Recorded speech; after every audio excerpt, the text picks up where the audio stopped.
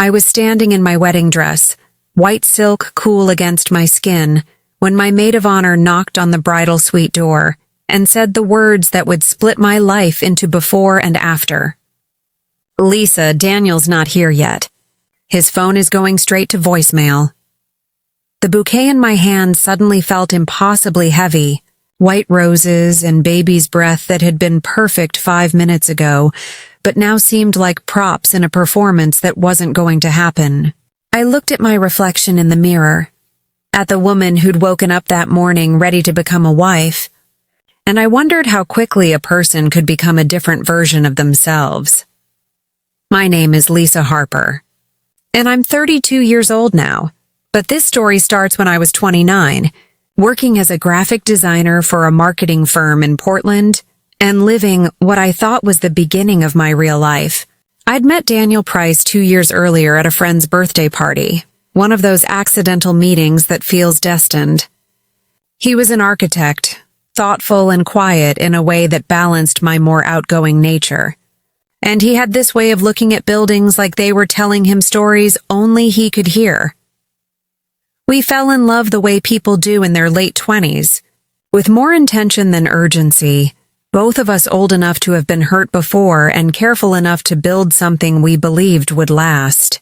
Daniel was kind, reliable, the sort of person who remembered small things I mentioned in passing and surprised me with them weeks later.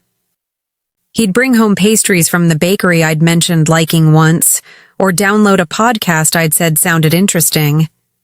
These small acts of attention felt like being seen in a way I hadn't experienced before. Our relationship was steady rather than dramatic. We moved in together after a year, a small apartment in the Pearl District with exposed brick and windows that let in perfect morning light. Daniel would make coffee while I worked at the dining table that doubled as my home office, and we'd talk about our days, about the projects he was designing and the clients I was frustrated with, and it all felt manageable, achievable, like we were building something solid. He proposed on a rainy Saturday in March, nothing elaborate. Just the two of us hiking in Forest Park when he stopped on the trail and pulled out a ring he'd been carrying in his jacket pocket for 3 weeks, waiting for the right moment.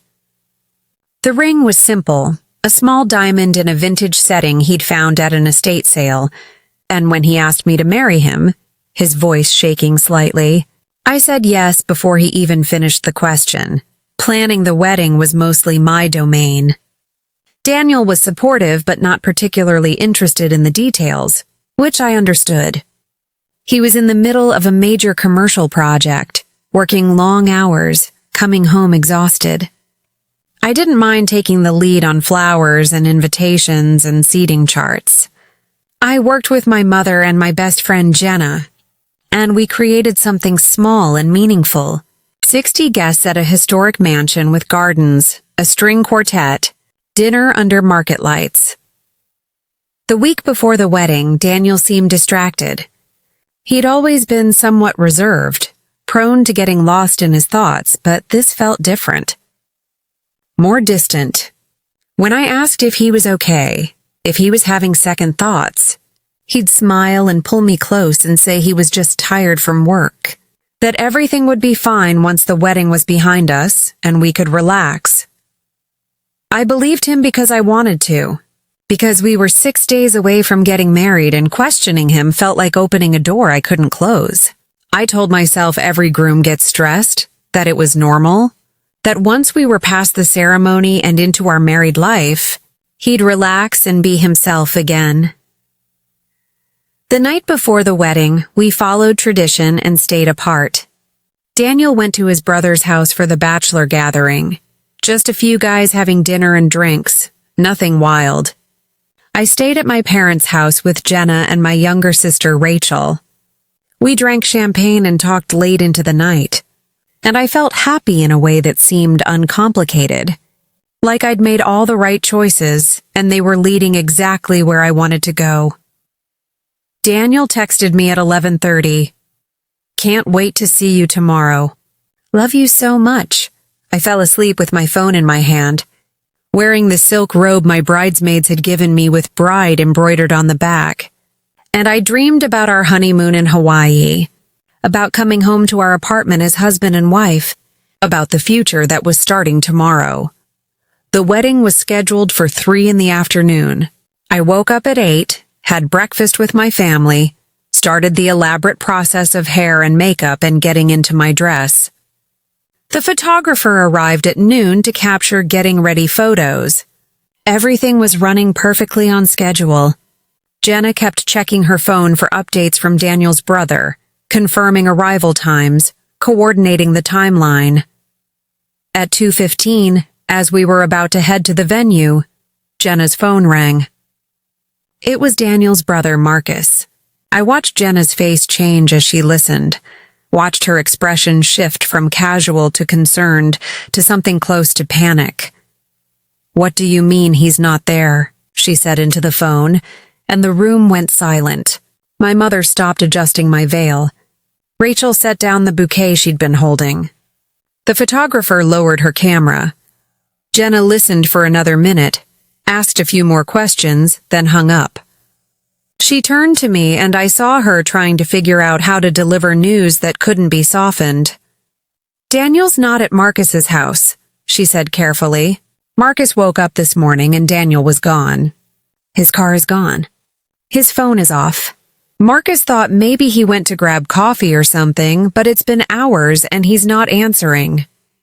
I stared at her, the words not quite making sense. "What do you mean he's gone?"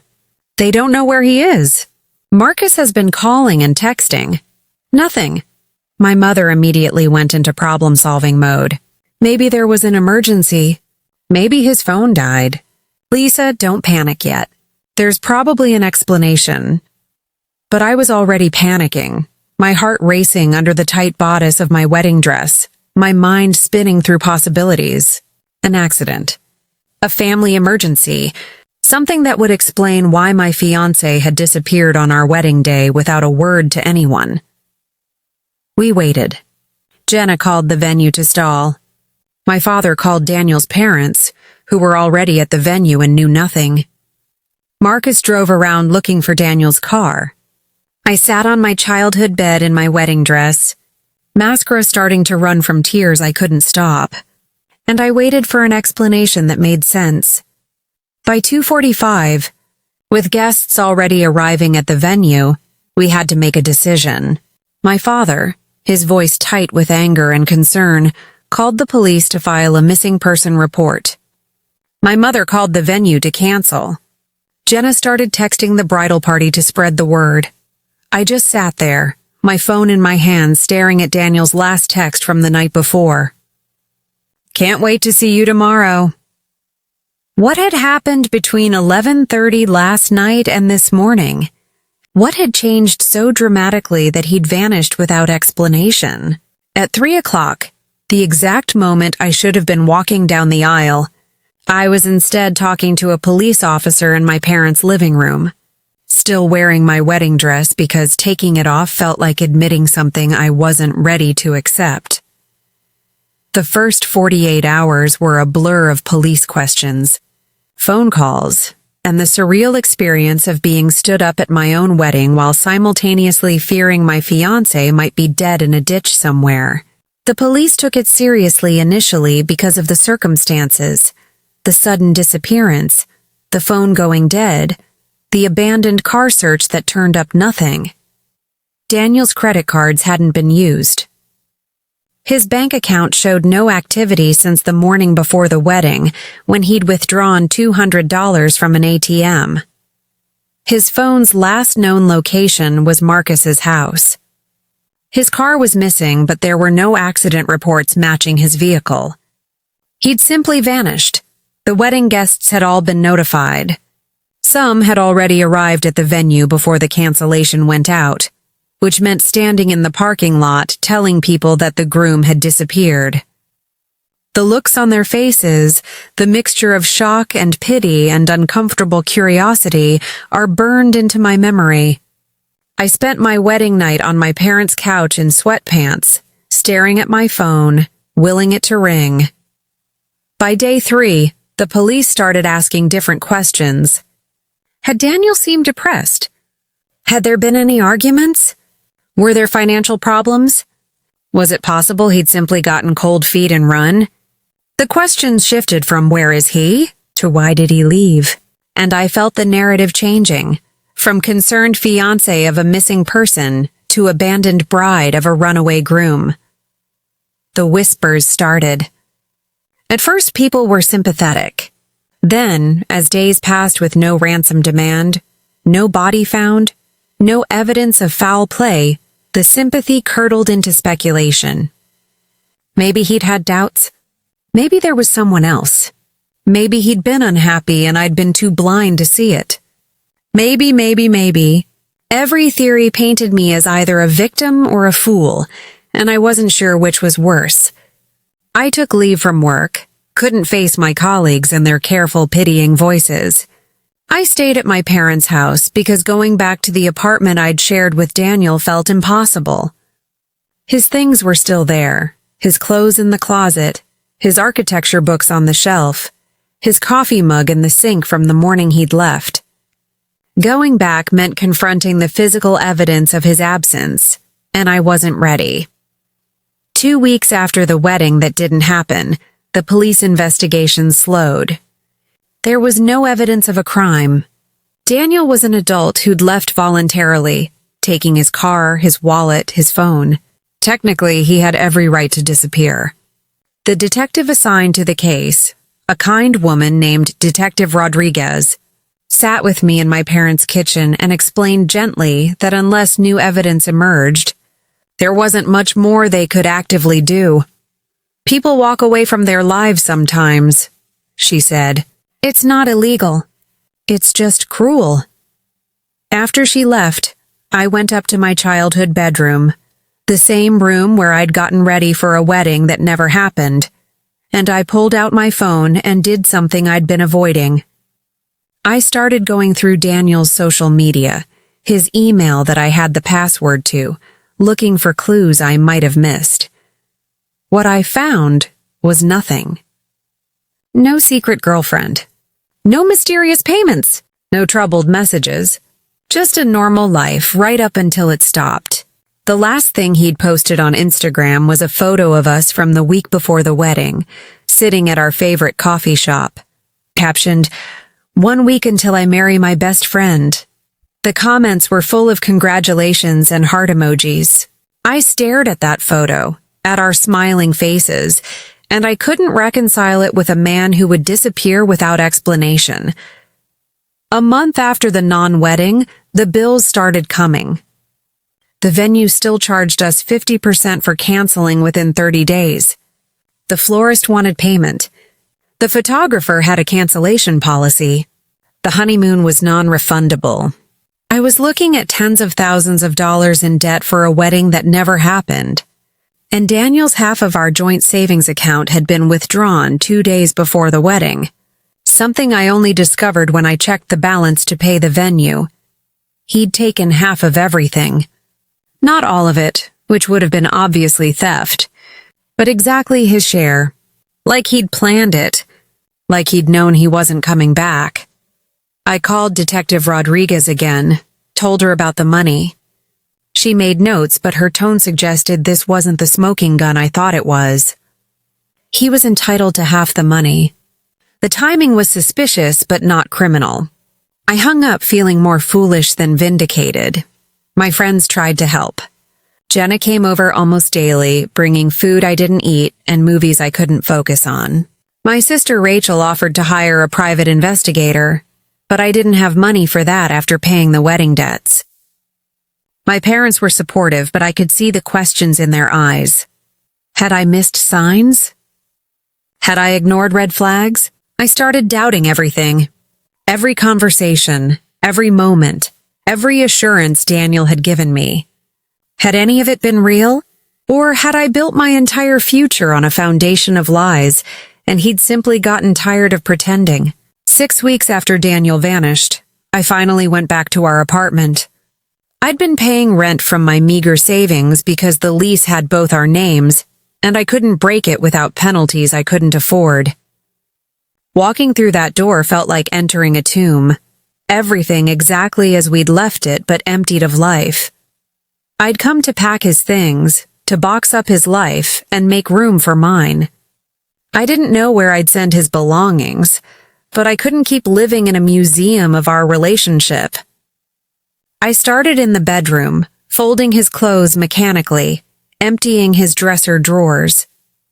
In the bottom drawer, under old college t-shirts he never wore, I found a locked metal box. It was small, about the size of a shoebox, with a combination lock I didn't know. I shook it and heard papers rustling inside. I tried our anniversary, his birthday, my birthday. Nothing worked. I was about to pry it open with a screwdriver when my phone rang. Unknown number. I almost didn't answer, but something made me pick up. Lisa? The voice was unfamiliar, male, nervous. This is Kevin Thorne. I was Daniel's best friend in college. I don't know if he mentioned me. He hadn't. Okay, I said slowly. I saw the news about your wedding, about Daniel disappearing. I need to tell you something, but I need you to promise you'll hear me out before you react. Tell me what? Kevin took a breath. Daniel didn't abandon you. Or he did, but not the way you think. Lisa, Daniel has a brother, a twin brother, named David, and David is very, very sick. The world tilted. What? Daniel's an only child. Well, except for Marcus. No, Kevin said quietly. He has a twin, had. David has late-stage kidney disease. He's been on dialysis for 3 years waiting for a transplant. Daniel's been supporting him financially, visiting him in a care facility in Seattle. He never told anyone because David didn't want people to know. I don't understand. Why wouldn't he tell me? Because Daniel isn't just David's brother. He's his donor match. And 6 weeks ago, David got bad news. His kidneys were failing faster than expected. He had maybe 6 months without a transplant. Daniel made a choice. My legs went weak and I sat down on the bed. He donated his kidney. Yes, the surgery was scheduled for your wedding day. He couldn't postpone it. David couldn't wait. And Daniel couldn't figure out how to tell you he was canceling your wedding to save a brother you didn't know existed. So he just disappeared? He panicked. He told me he was going to explain everything, but when the moment came, he couldn't do it. He was afraid you'd try to talk him out of it or delay it, or that it would become this big drama. So he just went. The surgery happened. He's been recovering in Seattle. David is doing well. I was crying, angry tears that came from somewhere deep and confusing. He could have died in surgery. I've spent 6 weeks thinking he was dead or that he'd never loved me. He let me think that. I know. He knows, Lisa, he's an idiot. But he's alive and he loves you, and he's been trying to figure out how to fix this mess he created. Where is he? Kevin gave me an address in Seattle, a rehabilitation facility. He's been doing physical therapy. The recovery has been hard, but he wants to see you, if you'll see him. After we hung up, I sat in the silence of our apartment, holding the locked box, and I felt like I'd been living in one reality only to discover I'd been in another the entire time.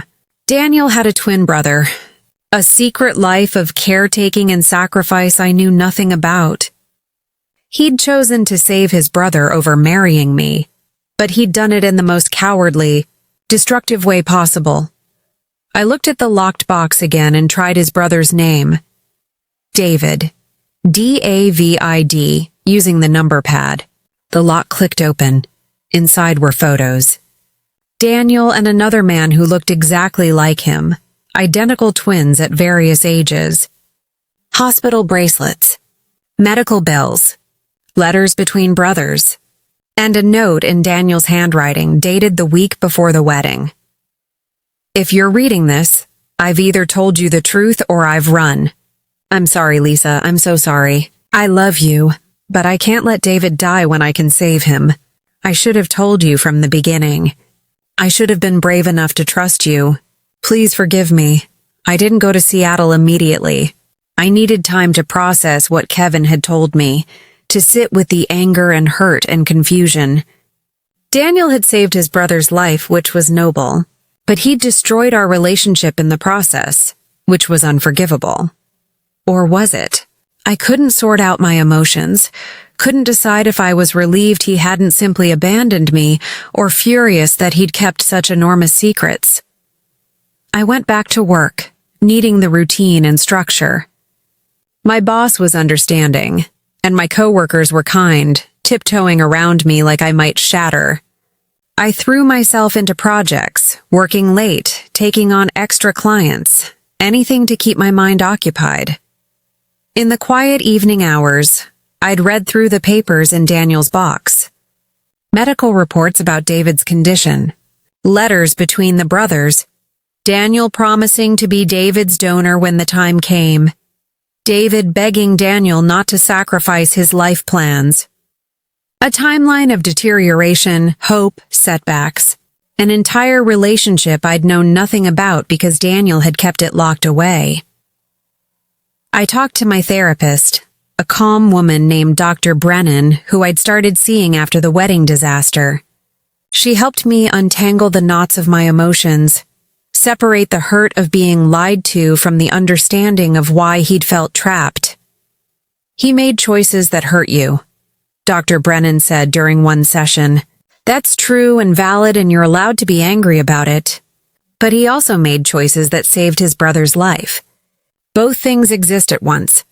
You get to decide which matters more to you.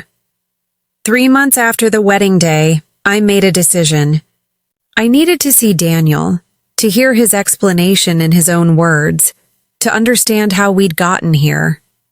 Not because I wanted to forgive him, but because I needed closure, answers, something to replace the ghost of him that had been haunting me.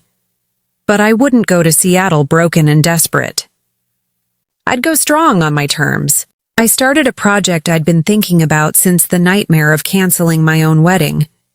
I created a business plan for a wedding planning service that specialized in helping people navigate wedding disasters, cancellations, runaway vendors, family drama. I'd lived through the worst-case scenario. I could help others through theirs. I used the skills from my graphic design background to build a website, created social media accounts, reached out to vendors I'd worked with for my own canceled wedding. Within 2 months, I had 3 clients, all dealing with various wedding catastrophes.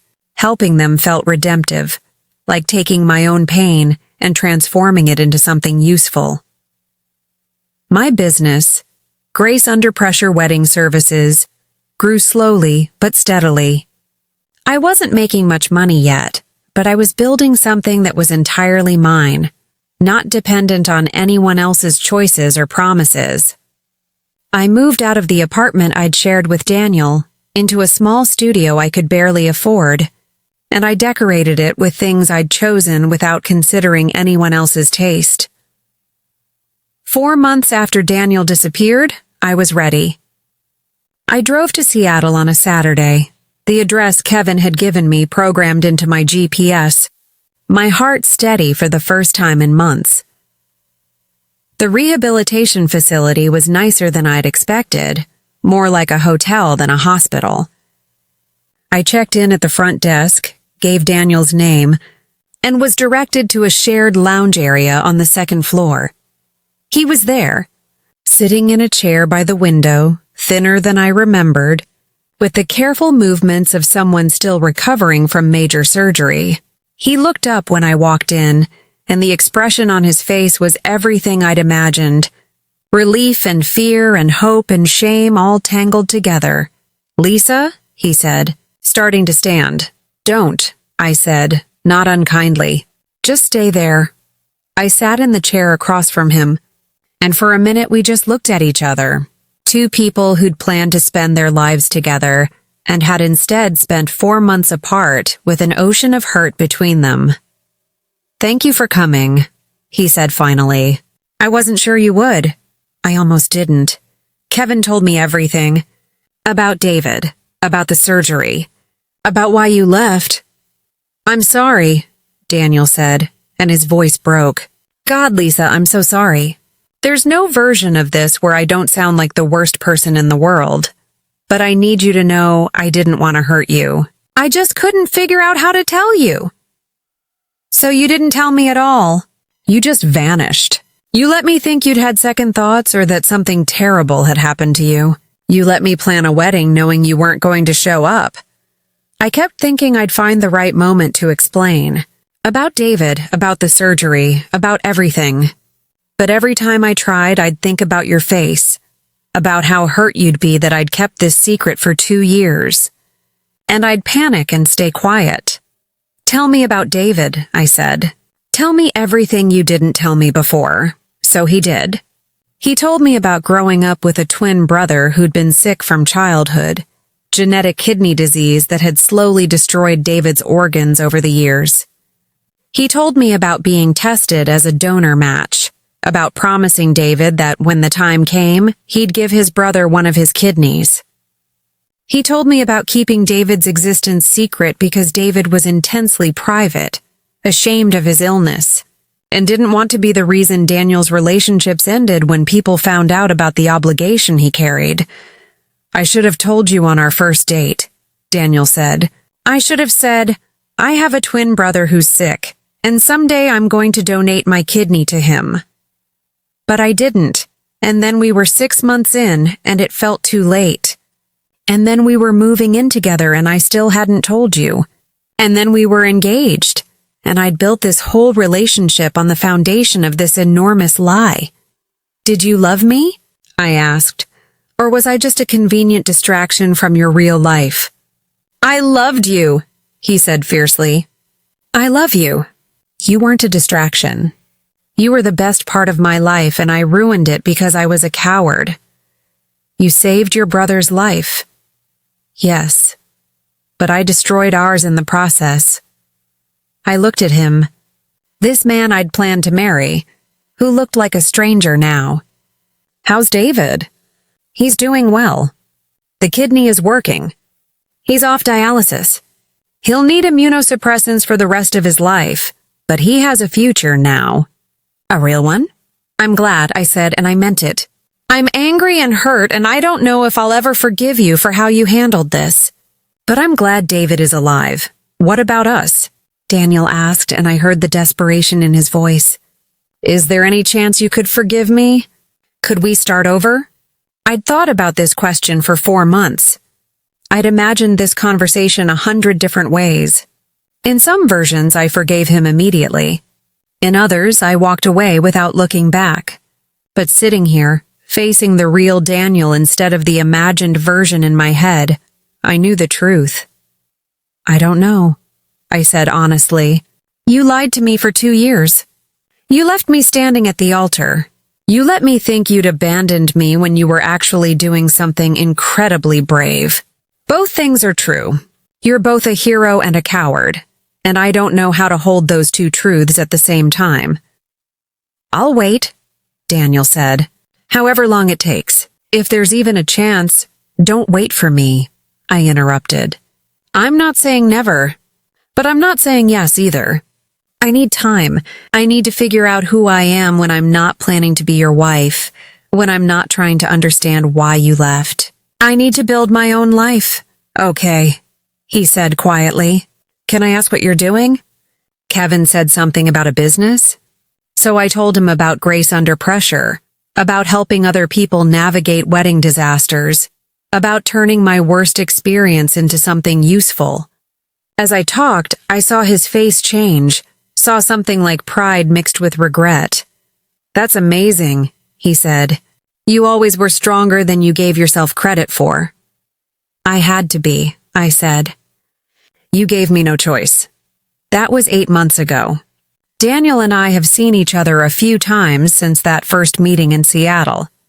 Coffee, walks, careful conversations where we're both trying to figure out if there's a way back to each other or if we're just two people who used to be in love and aren't anymore. I've met David, which was surreal and emotional and complicated. He looks exactly like Daniel, which I'd expected but still wasn't prepared for. He apologized for being the reason our wedding didn't happen, which was both unnecessary and appreciated. He seems like a good person who got dealt a terrible hand, and I can't blame him for accepting his brother's sacrifice. I don't know where this goes. Some days I think Daniel and I might find our way back together, that we could rebuild on a foundation of truth instead of secrets. Other days I think too much has been broken, that you can't come back from being abandoned on your wedding day regardless of the reasons why. My business is growing. I've helped over 20 couples navigate various wedding disasters, and I'm building a reputation as someone who can stay calm in chaos. I've been featured in a local wedding magazine, and I'm hiring my first employee next month. I'm building something that's entirely mine, something that can't be taken away by someone else's choices. I moved into a bigger apartment last month. A one-bedroom with a small balcony where I can drink my morning coffee. I decorated it myself, with artwork I chose and furniture I love, and it feels like mine in a way nothing has felt like mine before. I have dinner with friends, take weekend trips, go on occasional dates with men who aren't Daniel. I'm building a life.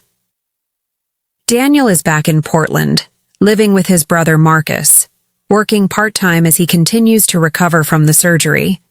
He texts me every few days, nothing heavy, just checking in, sharing small moments from his life. I respond when I feel like it and don't when I don't. There's no pressure, no expectations. Just two people trying to figure out if there's a future, or if we're just holding on to the past. What I've learned from this real-life story is that people are capable of being both cruel and kind, cowardly and brave, selfish and selfless, all at the same time. Daniel left me at the altar, which was devastating and humiliating and wrong. But he also gave his brother a chance to live, which was beautiful and selfless and right. He's not a villain or a hero. He's just human, flawed and complicated, and I'm human too, with my own capacity for anger and forgiveness living side by side. I don't know if we'll get married someday. I don't know if I want to. What I know is that I'm okay either way. I survived the worst thing I could imagine, the public humiliation of being left at my own wedding, and I came out the other side. I built a life and a business from the ashes of my wedding day. I learned that I'm stronger than I thought, more resilient than I gave myself credit for, and I learned that sometimes the stories we tell ourselves about being abandoned aren't complete. Sometimes people leave not because they don't love us, but because they're trying to save someone else and don't know how to do both. That doesn't make the leaving hurt less, but it makes the story more complicated, and in that complication there's room for something other than bitterness. I'm 32 now. I've been stood up at my own wedding. I've rebuilt my life from scratch. I've learned to hold space for anger and understanding, hurt and compassion, the past and the future. I don't know what comes next, but for the first time in a long time, I'm okay with not knowing. That's not the ending I expected when I woke up on my wedding day. But it's the ending I'm living, and that's enough. If you've experienced betrayal or had to rebuild your life after heartbreak, if you've had to hold complicated truths about the people you love, please share your story in the comments. And if this emotional story resonated with you, please like and subscribe for more real-life stories about surviving, rebuilding, and finding strength in unexpected places. Thank you for listening.